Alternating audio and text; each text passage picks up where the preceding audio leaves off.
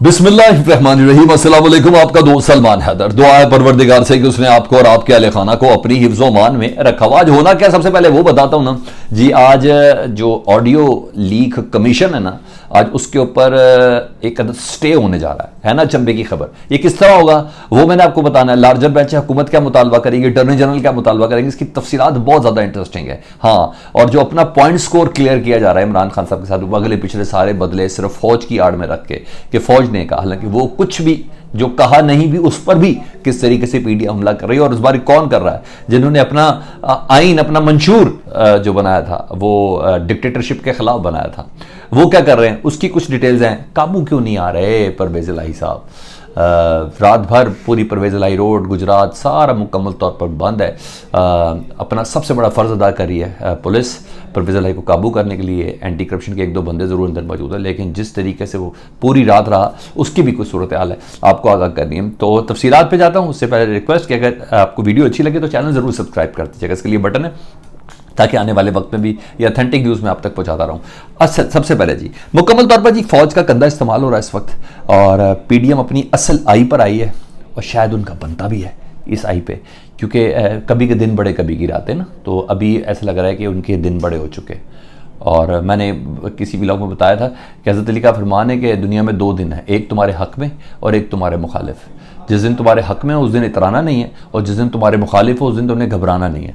तो इस वक्त पीडीएम के इतराने का वक्त हुआ चाहता है, तो और दूसरा पीटीआई के घबराने का वक्त हुआ चाहता है, जो इमरान खान साहब शो करेंगे मैं घबराया नहीं हूँ।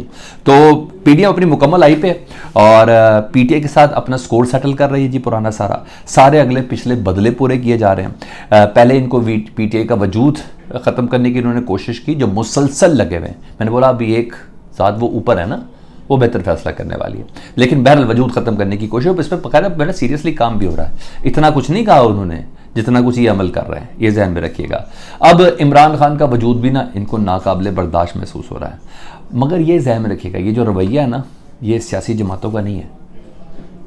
इमरान खान का वजूद जो ख़त्म करने के चक्कर में है ना, ये सियासी जमातों का नहीं, ये डिक्टेटर्स का वजूद है, कि जो भी आपका ओपोनेंट हो ना, ये उनकी सोच हो सकती है कि आपका मुखालिफ जो भी है उसका वजूद ही ख़त्म कर दिया जाए। सियासी जमातें कभी ऐसे नहीं कहती, वो खेलती और खेलने देने वाली पोजीशन के ऊपर होती है। मगर ये कर कौन रहा है, ये ज़रा हैरानगी की बात है। वो जिसने, मैंने बताया कि अपनी पार्टी का मंशूर ही डिक्टेटरशिप के खिलाफ रख के बनाया ना, जी हाँ, बिलावल भुट्टो जरदारी।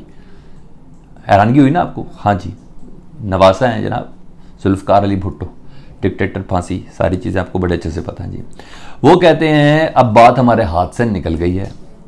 पहले इमरान खान साहब की ऑप्शन दी थी पीडीएम ने, कि जब वो ममनुआ फंडिंग केस वाला था उसमें इमरान खान साहब की पीटीआई के ऊपर पाबंदी लगानी चाहिए, तो हमने कहा था नहीं, ऐसा नहीं, बुरी बात है, ऐसे नहीं होना चाहिए, ठीक है जी। लेकिन अब बात हमारे हाथ से निकल गई है जी, और अब पीटीआई पर पाबंदी लगनी चाहिए। बिलावल भुट्टो की कल रात की स्टेटमेंट है, तो जिनसे मुतलिक मैं एक खुशफहमी में मुब्तला था ना, कि शायद पीपल्स पार्टी पार्लिमानी सियासत को और सियासत में जमहूरी रवैयों को देखना चाहती है, उसने कहा कि नहीं, करते करते ये खुद ही आमिर हो गए, ठीक है जी, जिस तरीके से ये बात चली। अच्छा जी, और अब उन्होंने सारी हुज्जत तमाम की। देखा है तो पार्टी तोड़ने का अमल तो इन्होंने शुरू कर ही दिया है। अब इमरान खान तोड़ने की जिस तरीके से जो कोशिश है, ख्वाजा आसिफ भी बार बार यही बयान दे रहे हैं, मैंने आपको पीपल्स पार्टी बता दिया, ख्वाजा आसिफ भी बार बार बयान दे रहे हैं कि पीटीआई पर पाबंदी लगनी चाहिए, लगनी चाहिए, लगनी चाहिए, लेकिन ये पाबंदी जो पीडीएम है उसके प्लेटफॉर्म से लगेगी। और ख्वाजा आसिफ ही मेरे पास खबर है कि मियाँ मोहम्मद नवाज शरीफ साहब, जिन्होंने 2 दिन पहले कहा था कि पार्टी की पाबंदी के हक़ में नहीं, उनको कन्विंस करने में लगे हुए हैं, ठीक है जी। ख्वाजा आसिफ, ये ज़हन में रखना, पाकिस्तान के वज़ीर दिफा, जी हाँ, फ़ौज के मामलात को जो वजारत देखती है उसको वजारत दिफा बोलते हैं, ये आपने ज़हन में रखना है। तो उसके ख्वाजा आसिफ वज़ीर है, इस चीज़ को ध्यान में रखिएगा, ठीक है। वही मियाँ साहब को ज़रा कन्विंस करते हुए नज़र भी आ रहे हैं। अच्छा, पीटीआई छोड़ने वालों की कुछ अपडेट दूँ ना, पिछले चंद घंटों की, गुज़श्ता चंद घंटों की, तो 8 से ज़्यादा रहनुमा ने पीटीआई छोड़ी है जी, और कुछ के छोड़ने का बड़ा दुख हुआ। और मलिका बुखारी कर दी प्रेस कॉन्फ्रेंस, उनकी ज़िंदगी में सुकून आ गया, अब उनको वो तकलीफ़ें नहीं हैं। ख़ुद बोला उन्होंने कि मेरे 13 साल का बेटा है, जो प्रेशर मेरे पे आया ना वो बर्दाश्त नहीं कर सकते, इसलिए मैं सियासत छोड़ती हूँ, अब सिर्फ वकालत करूँगी। मलिका बुखारी की बात कर रहा हूँ मैं, ठीक है जी। बड़ा नुकसान पीटीआई को, मगर ये खुशी की बात है, ये किसी पार्टी में नहीं जा रहे, ये इब्नुल वक्त लोग नहीं हैं। ये कह रहे सियासत थी तो इमरान खान के साथ थी, नहीं तो नहीं। और बोला उन्होंने कि जिस तरीके का प्रेशर मेरे ऊपर है, मेरा 13 साल बेटा है, वो मैं बर्दाश्त नहीं कर सकती। ठीक है जी। और इमरान खान साहब ने भी ये कहा कि भाई जो जो अंदर है ये कह के कि मैं पार्टी छोड़ी, अपनी जान छुड़ा लें, बच जाएं आप लोग। इस वक्त इन्होंने ये कहा, लेकिन हाँ मैं खड़ा हूं जब तक मेरी रगों के अंदर खून है, जब तक खून का आखिरी कतरा मैं खड़ा हूं। वो साहब ये कह रहे हैं। मुसर्रत जमशेद चीमा, सेनेटर अब्दुल कादिर, डॉक्टर मोईद अली और खालिद अजीज़ लोन, ये सारे इलेक्टेबल्स हैं। इनकी सीटें पक्की होती है हर हालत में। इनकी फैमिली बैकग्राउंड, इनका घराने ये इतने स्ट्रांग होते। जावेद अख्तर साहब, नादिया शेर, अफजल खान समेत ये सब पीटीआई छोड़ने वालों के अंदर शामिल हैं। बड़े लॉस हैं, बड़े धचके हैं। ठीक है जी। जो तोड़ने की कोशिश के बाद ना, अब जहाँ पीटीआई तोड़ने की कोशिश है वहाँ इमरान खान को भी तोड़ने की कोशिश है। वो क्या है, परवेज़ इलाही साहब काबू नहीं आ रहे जी। बड़ा तगड़ा उन्होंने रखा रात को भी मैंने उनको देखा, उनके घर के बाहर मेरा रास्ता ही कोई था आने जाने का, तो देखा वो तो सारा इलाका ही बंद है। ऐसे तरीके से कि एक बहुत बड़ा टेररिस्ट अंदर छुपा हुआ है। चाहे उनके तर्जुमान ने कहा कि परवेज़ इलाही इधर नहीं है, मगर जिस तरीके से कॉर्डन ऑफ इस सारे इलाके को किया गया, बाकायदा तौर पर पुलिस की तरफ से अम्मारा साहबा जी, उन्होंने ये कहा है कि जी हमसाए घरों से भी बाहर ना निकलें। और जिस तरीके से ये किया गया, और साथ वाले घरों के अंदर भी दाखिल हुए हैं, बाहर निकलने से मना किया गया। तो ये महज किसी मुलजिम को पकड़ने के लिए नहीं है, ये एक टारगेट है परवेज़ इलाही, जिसको अचीव करना है, किसी की ख्वाहिश पूरी करते हुए इस टारगेट को अचीव करना है।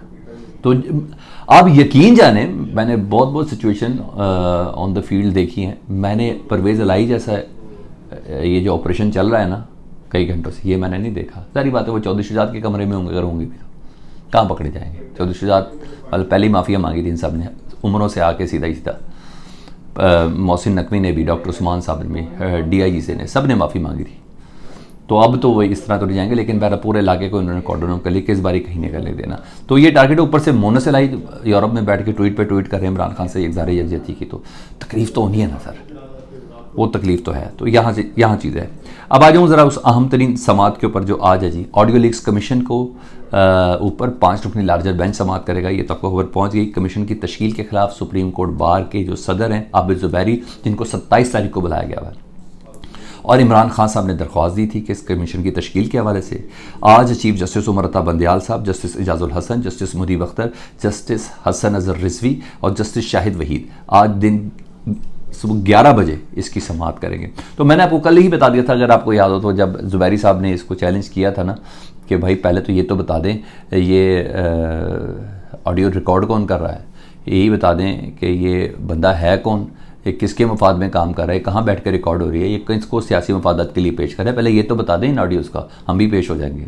तो उन्होंने कल के जो मैंने कहा था कि 27 को इस कमीशन ने बाकायदा इन लोगों को गवाही के लिए बुलाया हुआ है, जिसमें आबिद ज़ुबैरी साहब हैं, जिसमें साकिब निसार साहब के साहबजादे नजम साकिब हैं, और जिसमें तारिक रहीम साहब हैं, पाकिस्तान तहरीक इंसाफ के वकील, वो शामिल हैं। उन सबको बुलाया हुआ ना, तो उसको चैलेंज हो सकता है। तो वही हो गया, चैलेंज हो गया जी। चैलेंज किया तो मैंने कहा ये समाअत के लिए मुकर्रर हो सकता है। अगर होगी तो 27 को, तो 26 को होगी। तो आज 26 है, तो हमारी ये बात दुरुस्त हुई कि ये होगा। अब होगा क्या, ये मैं आपको बताता हूँ जी।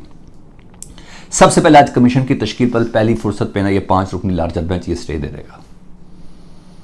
जी हाँ, ये कमीशन कार्रवाई नहीं कर सकेगा। आज सबसे पहली फुर्सत में ये होगा। इसके बाद दलाइल शुरू होंगे इस कमीशन की आईनी हैसियत पर, उस पर बहस होगी कि क्या सुप्रीम कोर्ट के चीफ जस्टिस से पूछा गया कि उसके एक जूनियर जज काजी फाइज ईसा को एक कमीशन के लिए हम रखना चाह रहे हैं, क्या कोई दरख्वास्त की गई, उसकी आईनी हैसियत पर बात होगी। तो ये 5 के 5 जो जज हैं, इजाजुल हसन, मुनीब अख्तर, हसन रिजवी, शाहिद वहीद, ये सारे इसके अंदर वो करेंगे। दूसरी तरफ अटर्नी जनरल अपना एक्सक्यूज़ खड़ा करेंगे, हुकूमत के जो नुमाइंदे होंगे वो कहेंगे जी हम इस 5 रुकनी बेंच को नहीं मानते जी, हमें एतराज़ है, आप फुल कोर्ट के लिए दरख्वास्त दे दें। मार्क में वर्ड्स 11 बजे के बाद आप सुन लीजिएगा, यही करेंगे। इन्होंने फुल कोर्ट की दरख्वास्त कर देनी है, इन्होंने 5 रुकनी बेंच की दरख्वास्त नहीं करनी। तो ये अहम चीज़ है। और आने वाले दिन ज़रा मुसलसल मुखालिफ चल रहे हैं, तो वो बेहतर भी हो जाएंगे। हाँ, ये मैं आपको बता दूँ, ये फौज के कंधों पर रखकर, ये इस्टेब्लिशमेंट के कंधों पर रखकर PDM अपनी पॉइंट स्कोरिंग, अपना स्कोर बराबर कर रही है, अपना स्कोर सेटल कर रही है। जो इमरान खान साहब के साथ उनकी जो अलावत है, जो इमरान खान ने इनकी सियासत का जो हाल कर दिया, तो ये आपने ज़रूर ध्यान में रखना है। इतना कहा नहीं जितना किया जा रहा है। फीडबैक से मुतल्लिक़ ज़रूर आगाह कीजिएगा। रिक्वेस्ट करूँगा चैनल देखें तो सब्सक्राइब कर दें। अल्लाहुम्मा सल्ली अला मुहम्मद व आले मुहम्मद।